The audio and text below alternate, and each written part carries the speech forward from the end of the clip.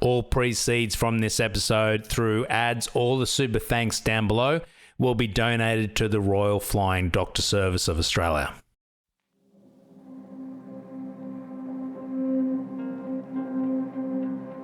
Hi, my name is James. Unfortunately, I had a crash midway through the tour. I was knocked unconscious and don't remember anything from the accident.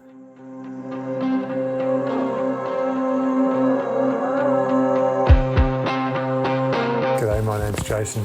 I was having the adventure of a lifetime heading up the Birdsville Track, thoroughly enjoying myself when the unexpected happened.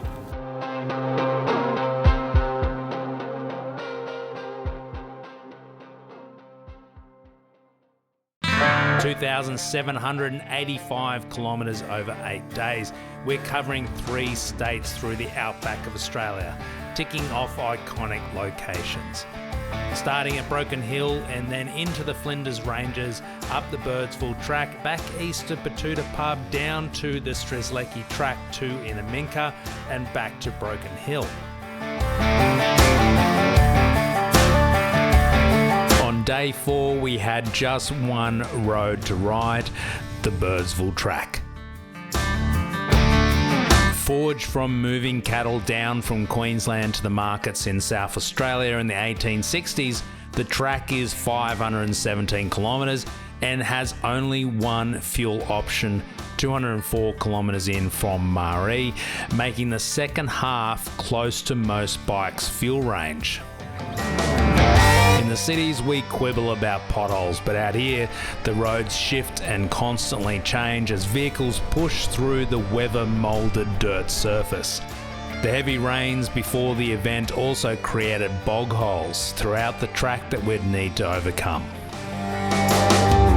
It would already be a push to make Birdsville before sunset, but 2 separate presses of the SOS button would make this one of the longest days that many of us had experienced on an adventure bike.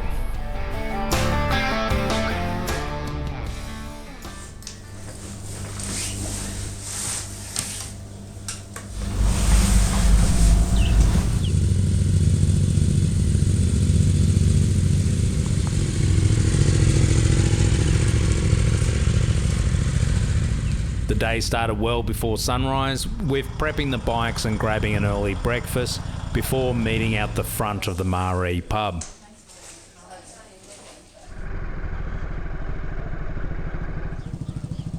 It's been an awesome, 3 days so far, and just communicating with the guys around here, they're just fantastic. We've learned a hell of a lot. I reckon it was the Flinders Ranges when we first got in there. Smooth flowing roads, beautiful scenery, insane mountain ranges, something I've never seen before. Yeah, nice. Rob, favourite bit? My favourite bit has been hanging around with you, Bert. Love you, man.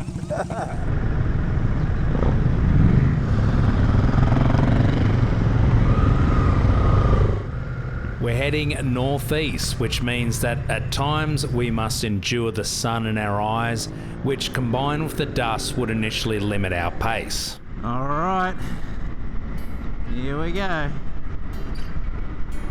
And now, I've just remembered that I didn't clean my visor like I was going to.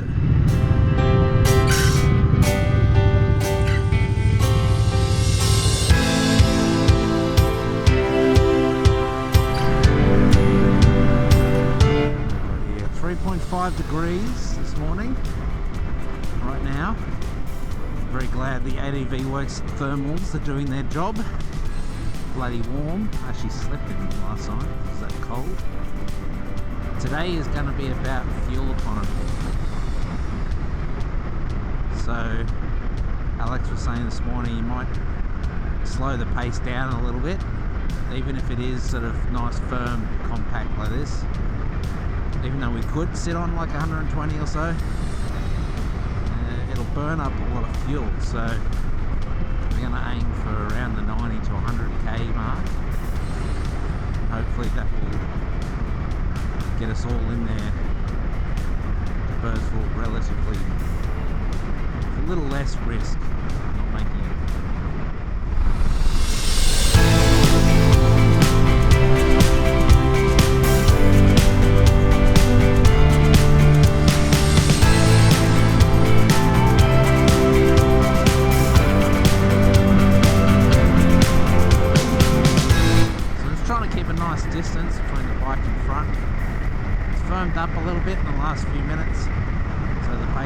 picked up. Occasionally there's little bits like that where it's completely water's been sitting. Wheel tracks from 4-wheel drives where it just goes in a weird direction because they're trying to get themselves out of the mud and then it bakes in the sun. The temperature's picked up a little bit. It's a balmy 5.5 degrees now.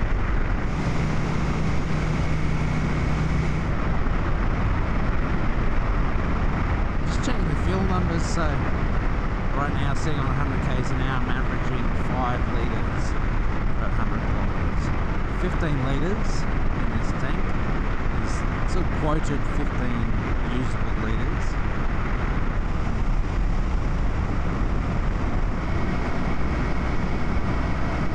Alright, 480 k's to go.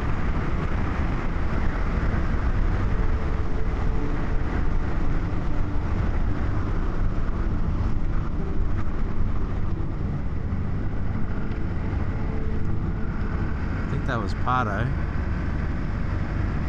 Must be some caution coming up.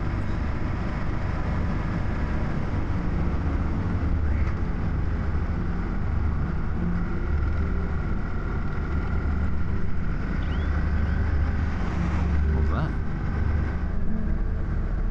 We had a crash.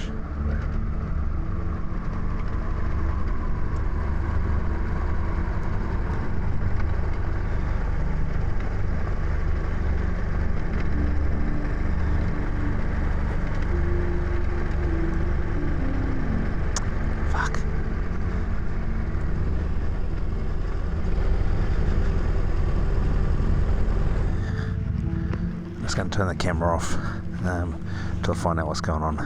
The track was generally in good shape, but with the sun in our eyes, I noticed the washout when it was upon me.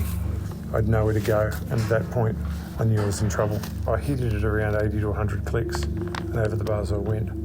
I had a distinct feeling that the bike passed over me, and from what the boys told me, I'd flown about 50 metres from the washout, and the bike had cartwheeled a further 100 from me. I was conscious the whole time as I lay there on my back in the worst pain I'd ever experienced. First thing I did, rightly or wrongly, was lift my head and wiggle both feet, which gave me a glimmer of hope. Alex or some of his crew went and found a first responder from a nearby cattle station. Karen was the name and she was amazing. She came with a South Australian registered green response box, along with a strong sense of calm and a very caring nature. Her strong leadership kept the situation together as we waited for the local ambos and the Royal Flying Doctor move. After 4 hours and a lot of pain relief, I was transferred to a stretcher and into the ambulance for a short 5k drive back to the private airstrip where Karen had the Royal Flying Doctor land. Alright, we're off again. I'm not going to talk about what just happened, but I'll let them tell their story if they want to. But a stark reminder of how shit can go wrong pretty quick. I was just talking to a caravan coming through the other direction, and they were saying these washouts get deeper and they come out of nowhere. So nice big gaps for dust. Slow and steady wins the race. Alright, 473 k's to go. Still got 160 k's to lunch. Not sure how long we were there for, but I tell you what, that little bit of extra time, the sun's a bit higher in the sky, you can see a hell of a lot more. Today's going to be a long day. Oh, Jesus fucking Christ. That's how easy it is. It didn't look like anything.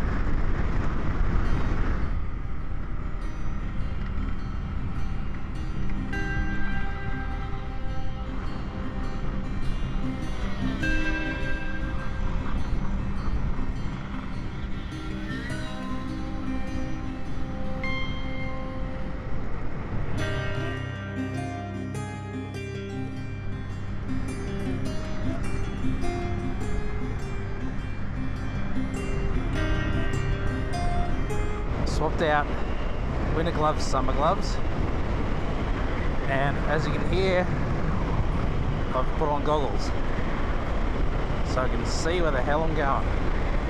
Note to self, buy new goggles.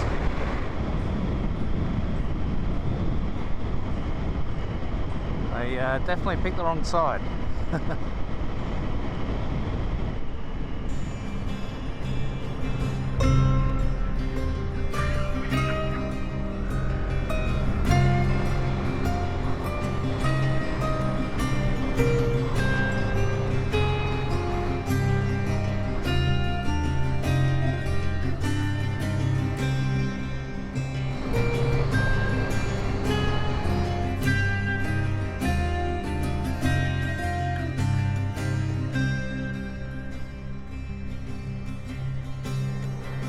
Hit these low grounds every now and then, and it all just turns to crap, and it's like focus, focus, focus. Alright, relax. 400 kilometers to go. We're 1/5 of the way through it.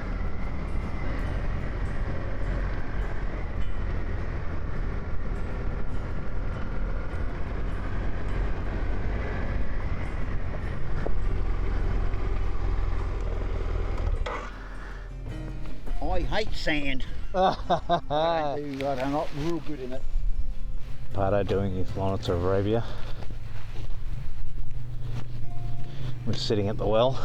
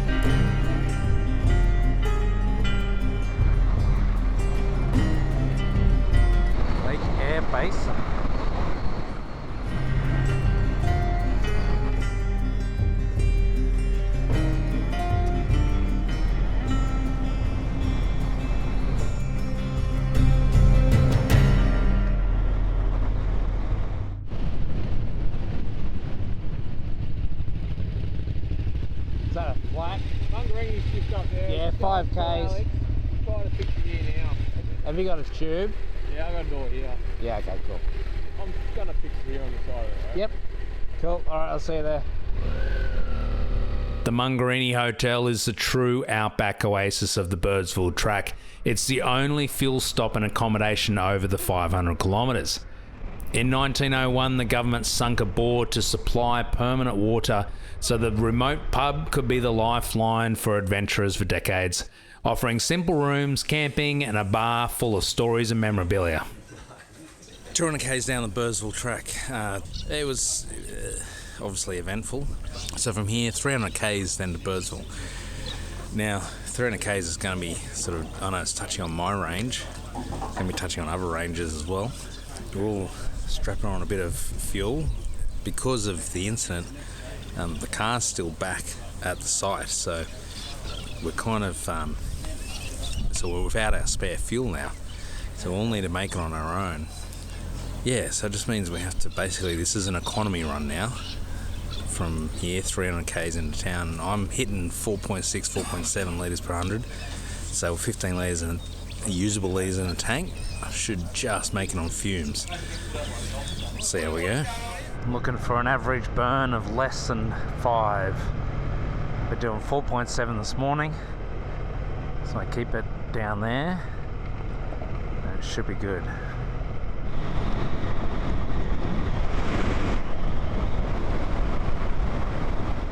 We've heard from other riders and drivers who had come through from the track from the other direction that conditions were okay, but several bog holes, one in particular just north of the pub, had caught out many people, including a B triple who'd been stuck in it for 3 days.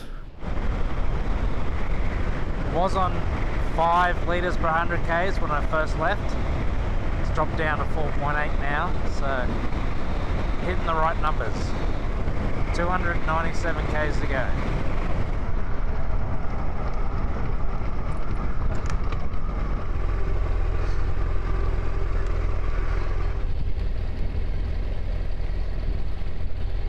Hang on, I'll give you a hand.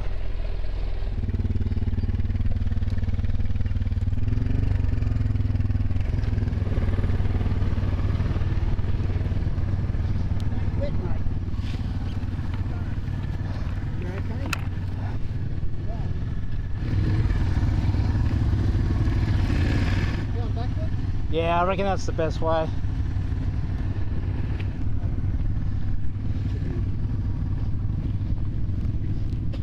You can't get it out of gear.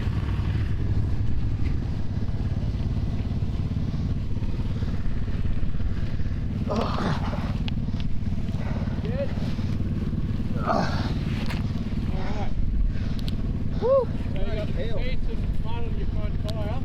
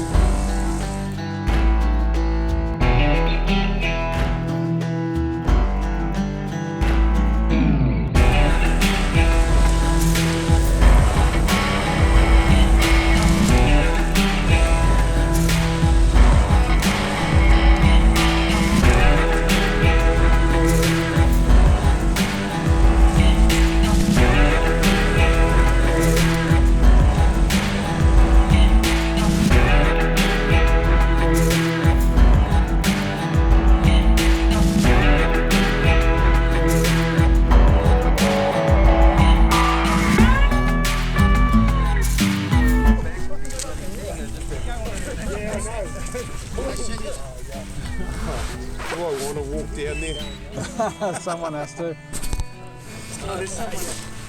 I got an important job to do. You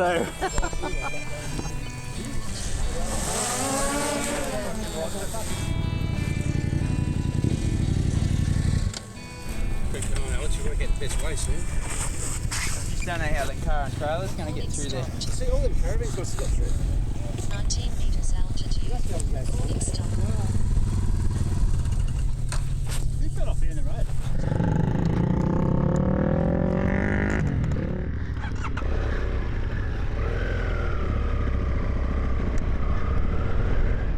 So that was the big one that we were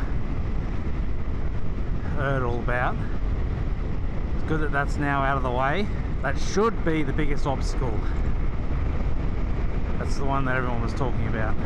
Annoyingly, my main GoPro, stopped working. Battery had a freak out, probably overheating. About 10 minutes before we got there. So just swapped the battery out. It's running again now, but that was a bit annoying. Didn't catch that. I think I caught a little bit from my shoulder cam. All the way through that, you're shitting yourself going, no, what, that, what, that?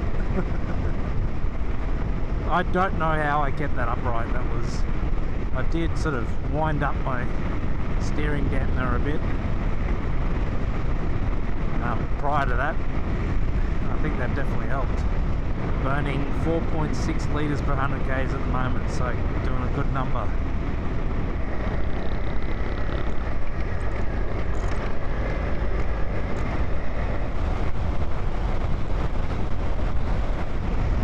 3 hours and 11 minutes. That's basically Sydney to Canberra, except it's on dirt. The ETA is 5:15 in the afternoon, so it's getting towards sunset, which is not great.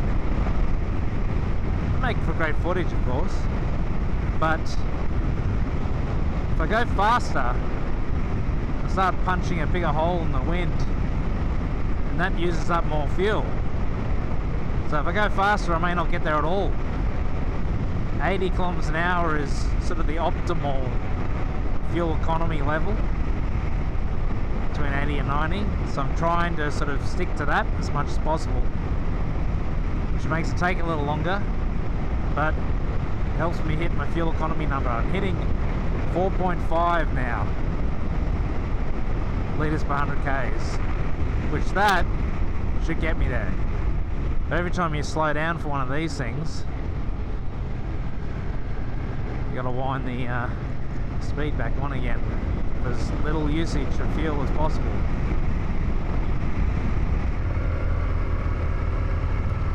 Nice and smooth.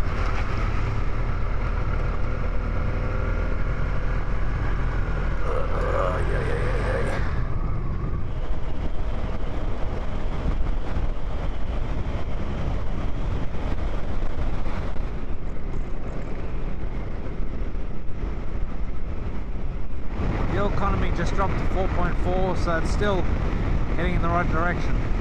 Under 4.5 litres per 100 kilometres should well and truly get me there. Never really know. Clifton Hills Station.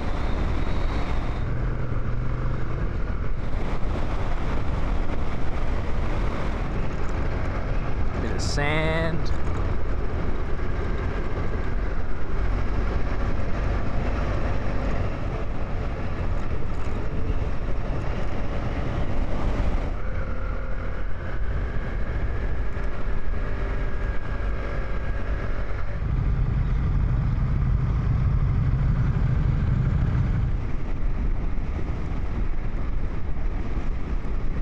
$200 k's to go.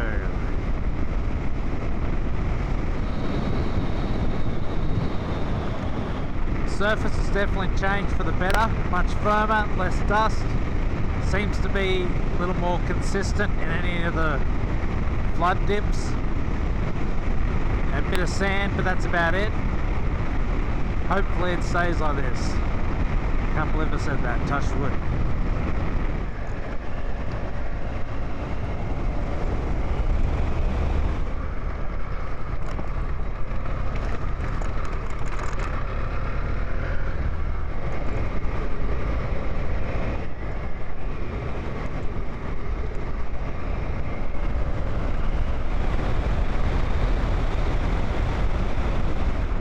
So the distance to empty on my fuel gauge, which is not entirely accurate yet because it needs to get sort of below full, which is probably half a tank. And it's, at the moment we've got 181 k's to go, and it's saying I have 181 k's distance to empty.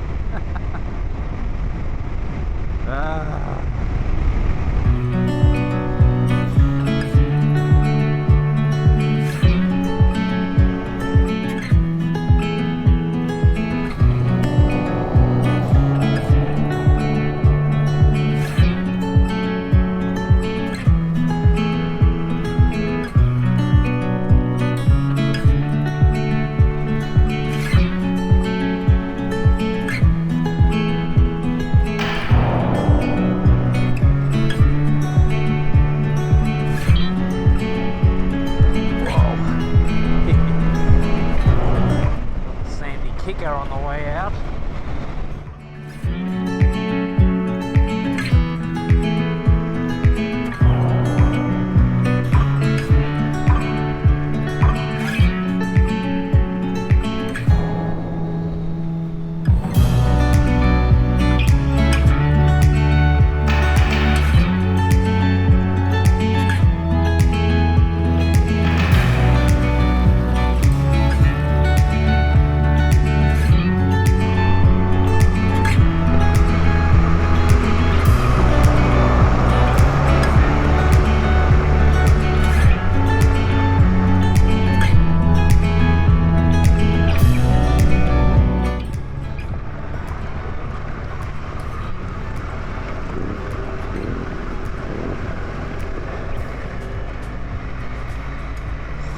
Alright,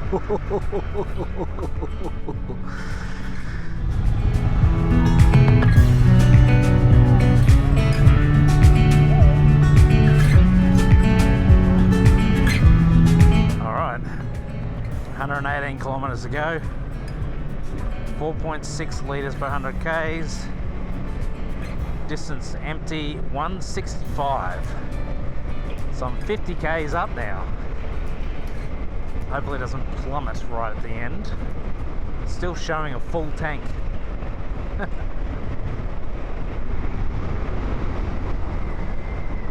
Quietly getting over these puddles. These ones are... Last one I've got to hit record on.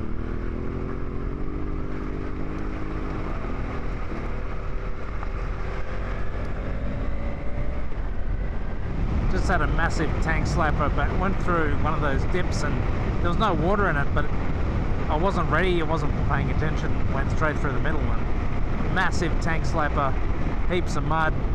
Just checking the front tyre, make sure it was all wobbly afterwards, but it seems to have thrown it all off now.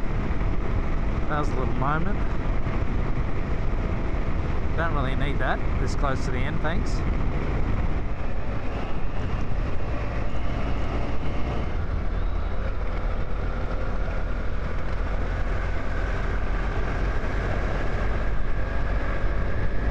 So the person behind me gets through. Yep.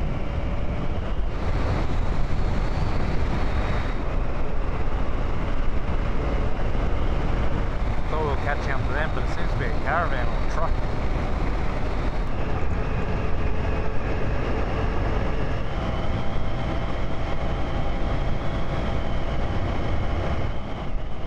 Let's get around this corner so I can see what's coming.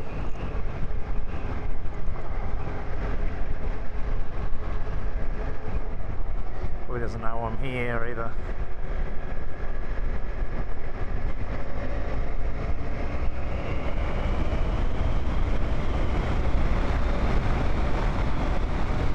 Struggling to see the light now back down low again.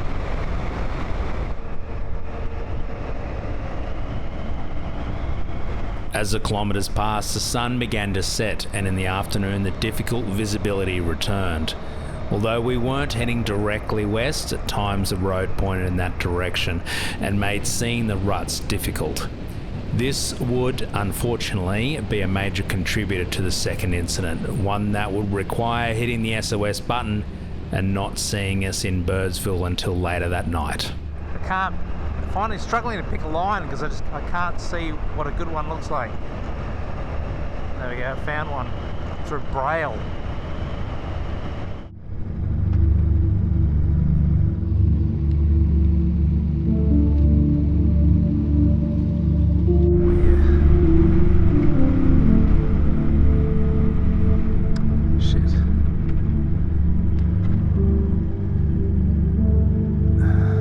So much of what happened at the scene has been told to me by others. From what I can understand, the gravel road was relatively flat and unassuming, with minimal obstacles. We were travelling at about 100 kilometres per hour.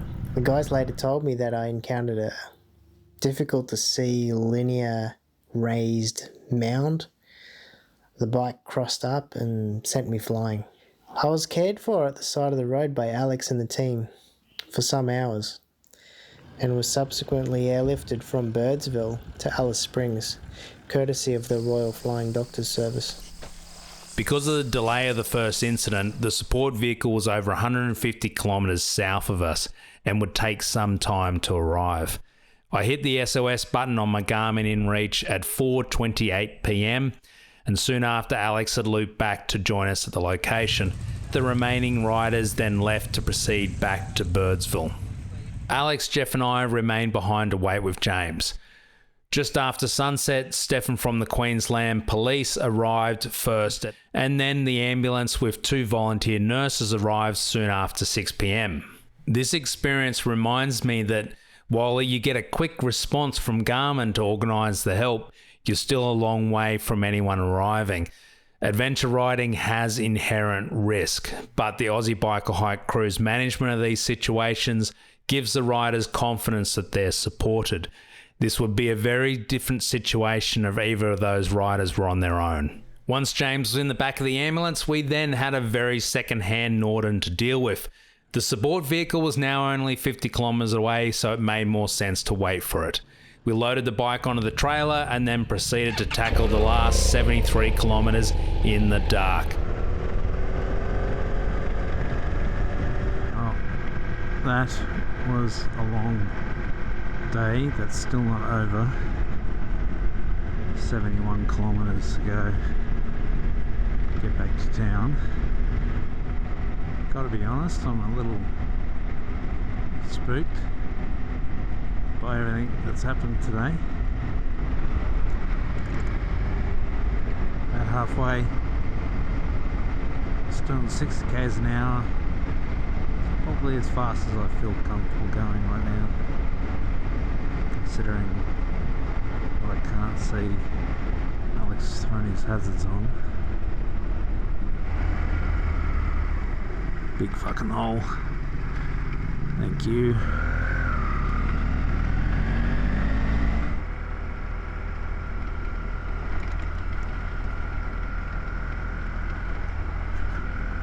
Shane followed directly behind me and moments later put on his spotlights. He had asked me later that night if that helped or not, and it was amazing. Welcome to Queensland. Now I've still got the ND filter on from today's. Probably can't even see any of this. Welcome to Outback Queensland. Let me translate for you. Getting cold.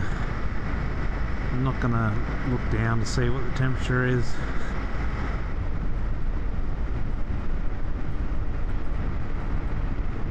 Never been so glad to see a speed limit sign.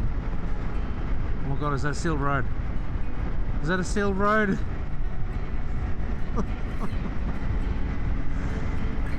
Oh. Welcome to Birdsville.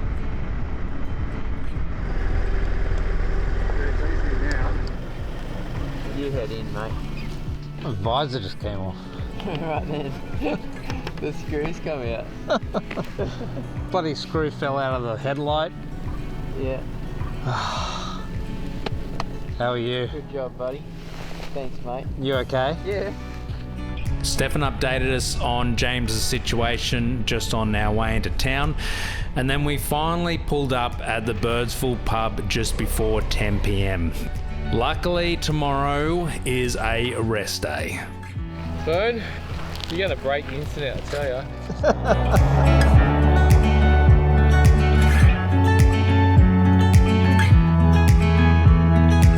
As I reflect on that day, I certainly feel appreciative of Karen, the Ambos and the Royal Flying Doctor Service, as well as the guys from the ride that stayed back and comforted me till I was loaded in the air and heading back to Adelaide. Great work, guys.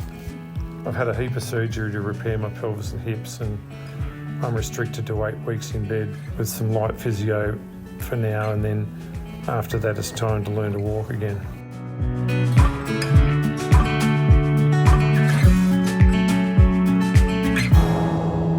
My injuries included a broken collarbone, broken scapula, 8 broken ribs, and a partially collapsed lung.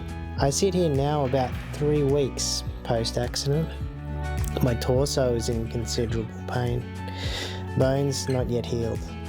My bike is a write-off, but would I do it all again?